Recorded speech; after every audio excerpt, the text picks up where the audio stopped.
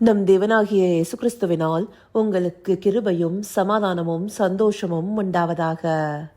பலிபீடம் என்னும் ஜீவ வார்த்தையை குறித்து இன்றைக்கு நாம பார்க்கவிருக்கிற வேத பகுதி எசேக்கியேல் 9வது அதிகாரம் வசனம் 2. எசேக்கியேல் சாப்டர் 9 verse 2. அப்பொழுது இதோ 6 புருஷர் வெட்டுகிற ஆயுதங்களை தங்கள் கைகளில் பிடித்துக்கொண்டு வடக்கே பார்த்த உயர்ந்த வாசலின் வழியிலிருந்து வந்தார்கள். அவர்களில் சணல் நூல் அங்கி தரித்து தன் அறையில் கணக்கனுடைய மைக்கூட்டை வைத்திருக்கிற ஒருவன் இருந்தான். அவர்கள் உள்ளே பிரவேசித்து வெண்கல பலிபீடத்தண்டையிலே நின்றார்கள். இந்த வசனத்துக்கு போகிறதுக்கு முன்பாக நேற்றைய தினத்துல ஓசியா தீர்க்கதரிசியின் புஸ்தகத்துல அந்நிய பலிபீடங்கள் பெருகி இருக்கிறதுனால பாவமும் திரளாய் பெருகி இருக்கிறத குறித்து பார்த்தோம். அந்த காரியம் தேவனுக்கு அருவருப்பாகவும் தேவனுடைய கோபாக்கினை மக்கள் மேல வருவதாகவும் காண்பிக்கப்பட்டிருந்தது. இன்றைக்கு நாம பார்க்கவிருக்கிற வேத பகுதியில தேவனுடைய ஆலயத்துடைய பலிபீடத்துக்கே பாலாக்கும் அருவருப்புகளையும் அந்நிய காரியங்களையும் மக்கள் கொண்டு வந்திருக்கிறாங்க. அப்ப இது எப்படிப்பட்ட நியாய தீர்ப்புக்கு ஏதுவா இருக்கும்? அந்தபடி நாம இன்னைக்கு எடுத்துக்கொண்ட பிரதான வசனத்தை புரிந்து கொள்வதற்கு இதற்கு முன்பாக இருக்கிற அதிகாரத்துடைய துவக்க பகுதியிலிருந்து பார்க்கும்போது தெளிவா புரியும். அப்படி 8வது அதிகாரத்துடைய துவக்க பகுதியில கால வரையறைய கூட தெளிவா குறிப்பிட்டிருக்காரு. 6வது வருஷம் 6வது மாசம் 5ஆம் தேதியில அவருடைய வீட்டுல யூதர்களுடைய மூப்பர்களோட உட்கார்ந்திருக்கையில தேவனுடைய கரம் அவர் மேல அமருது. அவர் ஆவிக்குள்ளாகிறாரு. அந்தபடியாக எசேக்கியேல் தீர்க்கதரிசிய தேவன் ஆவிக்குள்ளாக்கி தேவாலயத்துக்கு கூட்டிட்டு போறாரு. அங்க முதலாவது பலிபீடத்துடைய வாசலுக்கு கூட்டிட்டு போயிட்டு அதோடைய வடக்கு பகுதியை தேவன் எசேக்கியேல் தீர்க்கதரிசிக்கு காண்பிக்கிறத 4வது வசனத்துல பார்க்கலாம்.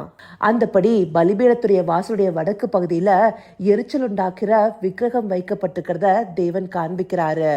அதற்கு பிற்பாடு தேவன் தாமே எசேக்கியேல் தீர்க்கதரிசியை நோக்கி, மனுபுத்திரனே, அவங்க செய்கிறத காண்கிறாயா? என் பரிசுத்த ஸ்தலத்தை விட்டு என்னை தூரமாக போகும்படி இஸ்ரவேல் வம்சத்தார் இங்க செய்கிற மிகுந்த அருவருப்புகளை காண்கிறாயான்னு சொல்றாரு. அதற்கு பிற்பாடு பிரகாரத்தின் வாசலுக்கு கூட்டிட்டு போய் அங்க ஒரு துவாரமிட்டு அதன் வழியாக பார்க்க சொல்றாரு. அங்க இன்னும் கொடிய அருவருப்புகளும் நரகலான விக்கிரகங்களும் இருக்கிறத காண்பிக்கிறாரு. இந்தபடியாக இஸ்ரவேல் வம்சத்தார் தேவனை விட்டு வழி விலகி தேவனுடைய ஆலயத்திலேயே அருவருப்பான விக்கிரகங்களை கொண்டு வந்துட்டாங்க. அப்படியாக வாசல் இருக்கிற பலிபீடத்திலிருந்தே அருவருக்கத்தக்க காரியங்களை அவங்க துவங்கி இருக்கிறதுனால தேவன் நியாய தீர்ப்பு செய்யும்படியாக 7 புருஷர்களை வெண்கல பலிபீடத்தண்டைக்கு கொண்டு வராரு. அதையே நாம பார்த்த பிரதான வசனம் மையப்படுத்துது. அந்தபடி நாம பார்த்த பிரதான வசனத்தை எடுத்துட்டோம்னா 6 புருஷர்கள் வெட்டுகிற ஆயுதங்களை தங்களுடைய கைகளில் பிடிச்சிட்டு நிக்கிறாங்க. அவங்களோட கூடவே சணல் நூல் அங்கி தரித்த ஒருத்தர் தன்னுடைய கையில மைக்கூட்டை பிடிச்சிட்டு நிக்கிறாங்க. இவங்க எல்லாரும் வெண்கல பலிபீட தண்டையில நிற்கிறாங்க. இதுல இந்த 6 புருஷர்கள் பாலாக்கும் அருவருப்ப செய்கிற இஸ்ரவேல் வம்சத்தார சங்கரிக்கும்படியாக நியமிக்கப்பட்டிருக்கவங்க. அவர்கள் அல்லாம சணல் நூல் அங்கி தரித்தவர் மைக்கூட்ட வச்சிருக்காரு இல்லையா? அவர் அந்த மையை கொண்ட தேவனுடைய ஜனங்களாக இப்படியான அருவருப்பு தேவாலயத்துல நடக்கிறத கண்டு அழுது புலம்பிக் கொண்டிருக்கிறவர்களுக்கு மேல முத்திரை போடுகிறவராக இருக்கிறாரு. அவங்க இந்த சங்காரத்திலிருந்து தப்பு வைக்கப்படுகிறவர்களாக இருக்கிறாங்க. எப்பொழுதுமே தேவன் தமக்காக வைராகியம் கொண்ட ஜனத்தை காப்பாற்றுகிறாருங்கிறத இதுல இருந்து தெரிந்து கொள்ள முடியுது. இந்த 7 பேரும் வெண்கல பலிபீடத்துக்கிட்ட இருக்கிறத நம்மளால பார்க்க முடியுது இல்லையா? இது எதை குறிக்குதுன்னா தேவனுடைய நியாய தீர்ப்பு அவருடைய ஆலயத்திலிருந்தே, அதாவது தேவனுடைய வீட்டிலிருந்தே துவங்கிறத காண்பிக்கிறதா இருக்கு. இதே 9வது அதிகாரம் 6வது வசனத்தை எடுத்துட்டோம்னா, முதியோரையும் வாலிபரையும் கன்னிகைகளையும் குழந்தைகளையும் ஸ்திரீகளையும் சங்கரித்து கொன்று போடுங்கள், அடையாளம் போடப்பட்டிருக்கிற ஒருவனையும் கிட்டாதிருங்கள், என் பரிசுத்த ஸ்தலத்திலே துவக்குங்கள் என்று என் காதுகள் கேட்க சொன்னார். அப்பொழுது அவர்கள் ஆலயத்துக்கு முன்னே இருந்த மூப்பிடத்தில் துவக்கம் பண்ணினார்கள். அந்தபடியாக பலிபீடத்திலிருந்து துவக்கப்படும் போது தேவனுடைய ஆலயத்திலிருந்து நியாய தீர்ப்பு துவங்கிறத நம்மளால பார்க்க முடியுது. இது ஆவியில காண்பிக்கப்படுகிற தரிசனமா இருக்கு. இது எதை குறிக்கிறதா இருக்கு? பாபிலோனியர்கள் வந்து எருசலேமை முற்றுகை போட்டு அங்க இருக்கிற அநேக ஜனங்களை சங்காரம் பண்ணி அவர்களை சிறைப்பிடித்து கொண்டு போறாங்க இல்லையா? அதை குறிக்கிறதாக இருக்கு. அந்தபடியாக தேவனுடைய நியாய தீர்ப்பு அவருடைய வீட்டிலிருந்தே துவங்கிறத இந்த பகுதிகள் காண்பிக்கிறதாக இருக்கு. இந்த காரியம் நமக்கு ஒரு வசனத்தை நினைவுல கொண்டு வரும் இல்லையா? 1 பேதுரு 4வது அதிகாரம் 17வது வசனத்துல, நியாய தீர்ப்பு தேவனுடைய வீட்டிலே துவங்கும் காலமா இருக்கிறது. அந்தபடியாக அந்த நாட்கள்லயும் சரி, இந்த நாள்லயும் சரி, தேவன் தன்னுடைய பலிபீடத்திலிருந்தே நியாய தீர்ப்பை துவங்குகிறவராக இருக்கிறாரு. அன்றைக்கு தேவாலயத்துடைய துவக்க பகுதியாக பலிபீடமே காணப்பட்டது. அதுவே ஜனங்களை பரிசுத்தப்படுத்துகிறதாக இருந்தது. ஆனா அங்கேயே அருவருப்புகளை கொண்டு வந்ததுனால அங்கிருந்து நியாய தீர்ப்பு துவக்கப்பட்டது. அதே போலதான் இன்றைக்கு சிலுவை என்னும் பலிபீடம் நம்மை பரிசுத்தப்படுத்துவதாக இருக்கு. ஆனா அந்த பலிபீடத்தை பிடித்து கொண்டு அசுத்தமான கிரியைகளுக்கு நம்மை ஒப்பு கொடுப்போமே ஆனால் அங்கிருந்தே நியாய தீர்ப்பானது துவங்குகிறதாக இருக்கும். அந்தபடியாக தேவனை சேவிக்கிறோம்னு சொல்லிட்டு தேவனுடைய ஆலயத்தையே நாம அருவருப்பாக மாற்றும் போது தேவனுடைய கோபாக்கினைக்கு ஆளாகிறவர்களாக இருக்கிறோம். தேவனுடைய ஆவியானவர் நமக்குள்ளார வாசம் செய்கிறாரு. நாம தனியாக ஒரு ஆலயமாக காணப்படுறோம். நாம் எல்லாரும் கூடி வருகிற தேவாலயமும் இருக்கு. இந்த இரண்டிலையுமே அருவருப்பு நடப்பிக்கப்பட்டா தேவன் அமைதலா இருக்க மாட்டாரு. நிச்சயமாக நியாய தீர்ப்பை கொண்டு வருவாரு. அந்தபடியாக தேவனுடைய நியாய தீர்ப்பு நம்ம இடத்திலிருந்தே முதலாவது துவங்குகிறதாக இருக்கும்.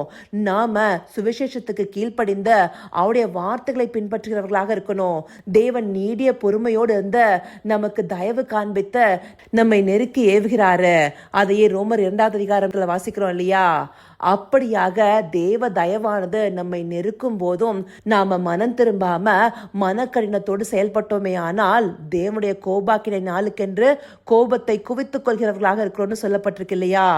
அந்தபடியாக அவருடைய நியாய தீர்ப்பு பலிபீடத்திலிருந்து துவங்குகிறதாக, அதாவது நம்மிடத்திலிருந்து துவங்குகிறதாக இருக்கும்.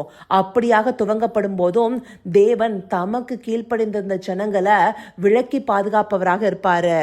இதை நாம வெளிப்படுத்தின விசேஷம் 9வது அதிகாரம் 4வது வசனத்துல பார்க்கும்போது, பூமியின் புல்லையும் பசுமையான எந்த பூண்டையும் எந்த மரத்தையும் சேதப்படுத்தாமல் தங்கள் நெற்றிகளில் தேவனுடைய முத்திரையை தரித்திராத மனுஷரை மாத்திரம் சேதப்படுத்த அவைகளுக்கு உத்தரவு கொடுக்கப்பட்டது.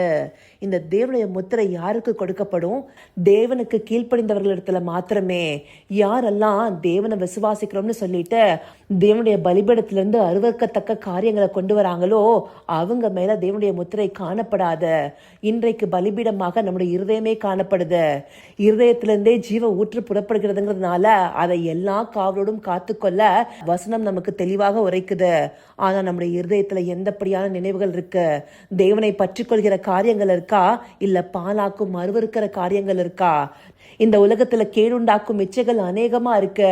அதனால ஈர்க்கப்பட்டு நம்முடைய இருதயமாகிய பொக்கிஷம் அந்த அருவருப்புகளால் நிரம்பி இருந்தா தேவனுடைய முத்திரை காணப்படாத. நாம சங்காரத்துக்கு ஒப்பு கொடுக்கப்பட்டவர்களாக இருப்போம். அப்படியான நியாய தீர்ப்புக்குள்ளார நாம போகக்கூடாதுங்கிறதே தேவனுடைய விருப்பமா இருக்கு. அதனாலேயே இந்தப்படியான காரியங்களை மறுபடியுமாக வேத பகுதிகள் மூலமா நமக்கு உணர்த்திட்டு இருக்காரு.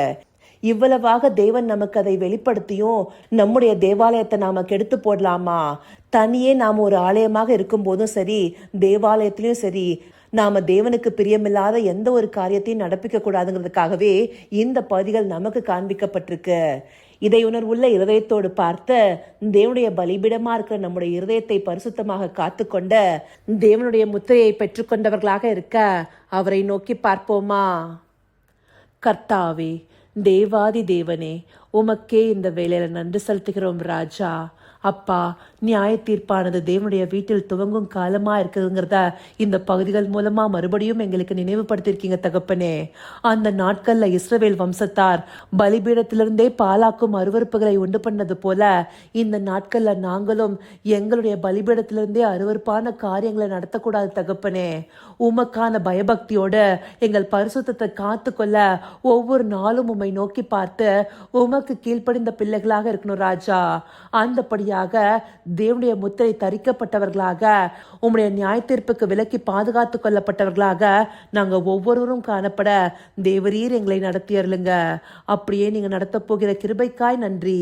சகலவித துதி, மகிமை, கனம் யாவும் ஒருவருக்கே செலுத்துகிறோம். இயேசு கிறிஸ்துவின் மூலமாய் வேண்டிக் கொள்கிறேன் பிதாவே. ஆமேன், ஆமேன்.